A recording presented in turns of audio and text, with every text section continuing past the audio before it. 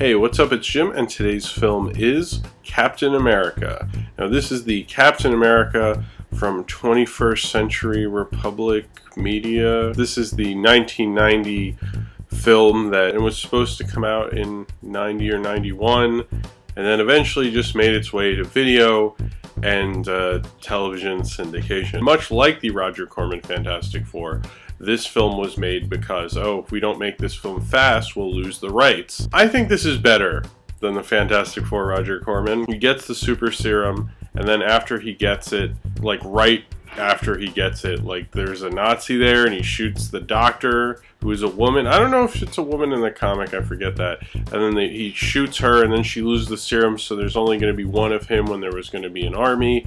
And then he goes on his first mission, in which he is shot off in a rocket and then frozen, which is like, what?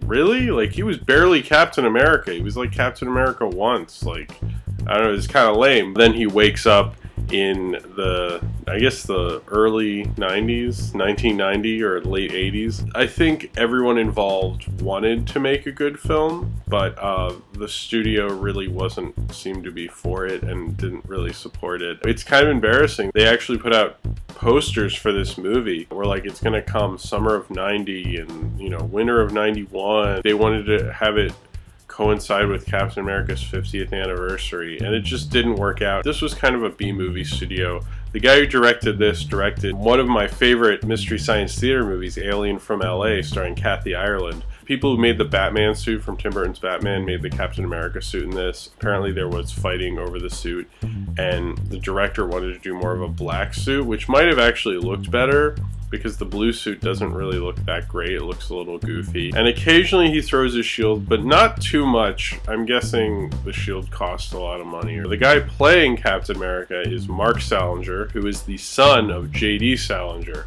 Red Skull is just, I don't know what they were thinking with that, like covering him in makeup so he has a real face for most of the movie. Plastic surgery white guy makeup to make him look normal. I'm like, it looks to me like Jigsaw, like, oh, so Captain America is fighting Jigsaw and the Red Skull. Maybe they're connected. That would have been more interesting if they just went with it. It's interesting seeing Ned Beatty and the bad guy from the first RoboCop plays the president, which is kind of odd. And Ned Beatty, I mean, why is Ned Beatty in this? Now I guess I can understand why he would do a show like Homicide later. I guess his career had really bottomed out, which is unfortunate because I really like Ned Beatty. This is not really actually even the first Captain America movie, because they made two TV movies that were kind of, the first TV movie was kind of a pilot almost, and it was around the time they made the Incredible Hulk and the Wonder Woman and the Amazing Spider-Man live action shows. And the Captain America show never happened. And then they made a sequel TV movie. I mean, I guess this is the first official movie that never really came out in theaters except for in Europe or something. I mean, they buried this movie.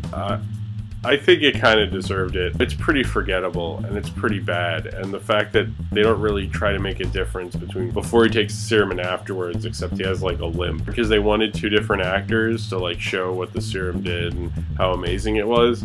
And apparently, like, everyone was against that. The director wanted to do that. It's like, well, that's not actually a bad idea. It seems to me that both Marvel and the studio were involved in the creative process maybe a little too much and in the wrong ways. And I think even Marvel kind of hurt this movie a little bit. When I read up on this, I kind of felt bad for the film, because I think a lot of these people didn't really have a clue as to how to really make a Captain America movie.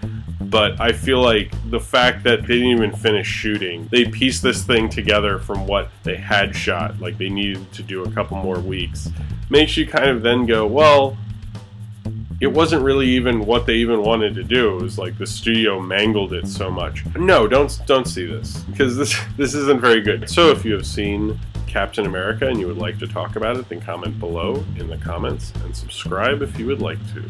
I also noticed that there is kind of, when they discover Captain America in the ice and they're all sitting in the tent, it's kind of like, I feel like they're doing a reference to The Thing from Another World, or The Thing by John Carpenter. I feel like they're referencing that idea. I don't know, because they mentioned that the plane's like 8 hours out, so they're stuck with this thing. I was like, that is a The Thing reference. That's kind of funny that they have someone locked in ice and they do a Thing reference. That was cool. I actually enjoyed that part.